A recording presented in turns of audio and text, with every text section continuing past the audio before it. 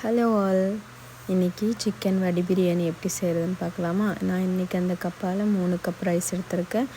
Basmati rice, பட்டை, கிராம்பு, ஏலக்காய், பிரிஞ்சி எல்லாம் எடுத்துக்கலாம். அதுக்கப்புறமா பச்சை மிளகா, புதினா, கொத்தமல்லி, 1 லெமன், தயிர், 4 வெங்காயம், பெரிய வெங்காயம், 3 மீடியம் சைஸ் பெரிய தக்காளி, அதுக்கப்புறமா பிரியாணிக்கு தேவையான சிக்கன் எல்லாம் எடுத்தாச்சு. இப்போ பிரியாணி குண்டா நல்லா சூடாகிடுச்சு. அதில் 2 ஸ்பூன் நெய் ஊற்றிக்கலாம். நெய் நல்லா மெல்ட் ஆனதும் 2 குழிக்கரண்டி சன்ஃப்ளவர் ஆயில் ஊற்றிருக்கேன். அது நல்லா சூடாகிட்டுருக்கிறப்ப நம்ம எடுத்து வச்சுருக்கிற பட்டை, கிராம்பு, ஏலக்காய் அதை போட்டுக்கலாம்.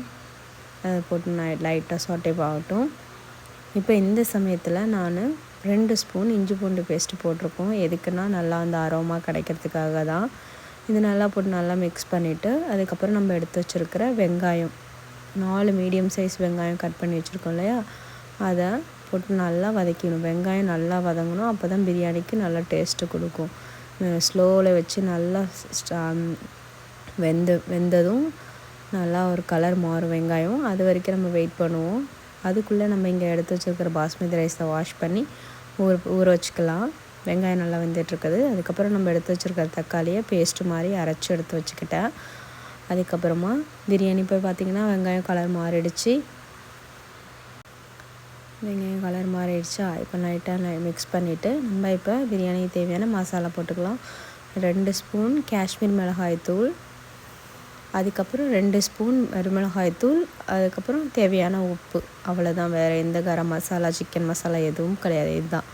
இந்த மசாலா போட்டு நீங்கள் செஞ்சாவே சூப்பராக இருக்கும். நீங்கள் கரம் மசாலா, பிரியாணி மசாலா எதுவும் போட வேணாம்.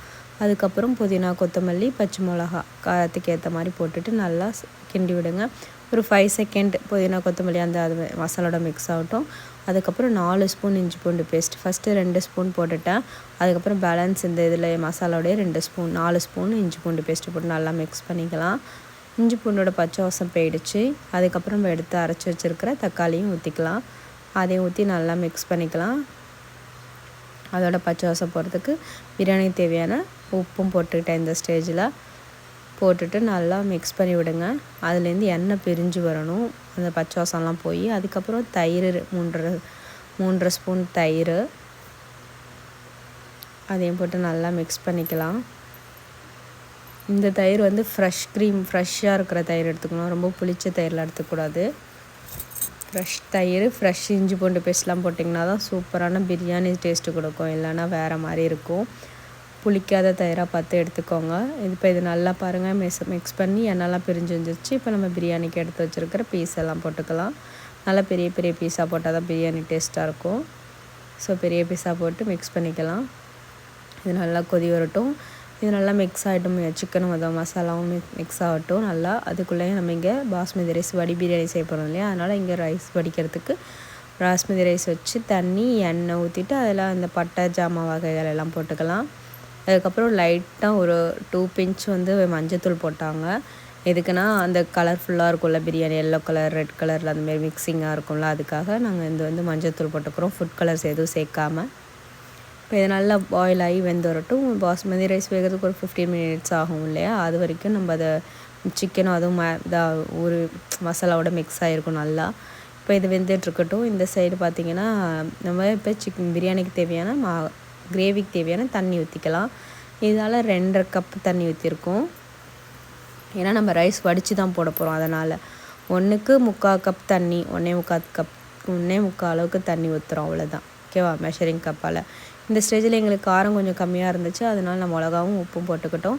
அதுக்கப்புறம் எடுத்து வச்சுருக்கிற லெமன், 1 லெமன் அதையும் ஸ்க்வீஸ் பண்ணி ஊற்றியாச்சு. இப்போ நல்லா மிக்ஸ் பண்ணிக்கலாம். நல்லா மிக்ஸ் பண்ணிக்கிடுங்க. மிக்ஸ் பண்ணி அதெல்லாம் கொதி வந்துருச்சு. பார்த்திங்கன்னா தெரியும், நல்லா பிரிஞ்சு வந்துருச்சு.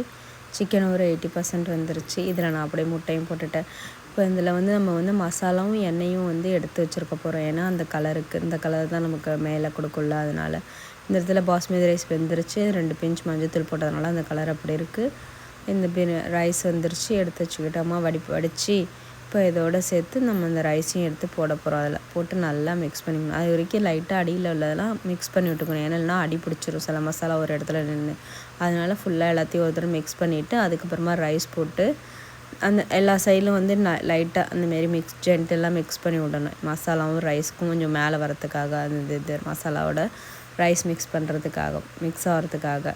இப்போ அதுக்கப்புறம் நம்ம எடுத்து வச்சுருக்கிற அந்த வெண்ணெயும் மசாலாவும் அதையும் மேலே ஊற்றியாச்சு. அதுக்கப்புறமா மேலே கொஞ்சமாக நெய் ஊற்றி போட்டு தம் போட்டாச்சு. ஒரு 20 மினிட்ஸ் கழிச்சு எடுத்து பார்த்திங்கன்னா ரைஸ்லாம் நல்லா வெந்து வந்திருக்கு. மேலே பார்த்திங்கன்னா தெரியும் உங்களுக்கு நல்லாவே. இதுக்கப்புறம் நம்ம எல்லா சைடும் நல்லா மிக்ஸ் பண்ணி விட்டோன்னா சூப்பரான சிக்கன் வடி பிரியாணி ரெடி. ட்ரை பண்ணி பார்த்துட்டு நீங்கள் எப்படி இருந்துச்சுன்னு சொல்லுங்கள். பிடிச்சிருந்தா எங்கள் சேனலை லைக் பண்ணுங்கள், ஷேர் பண்ணுங்கள், சப்ஸ்கிரைப் பண்ணுங்கள். தேங்க்யூ.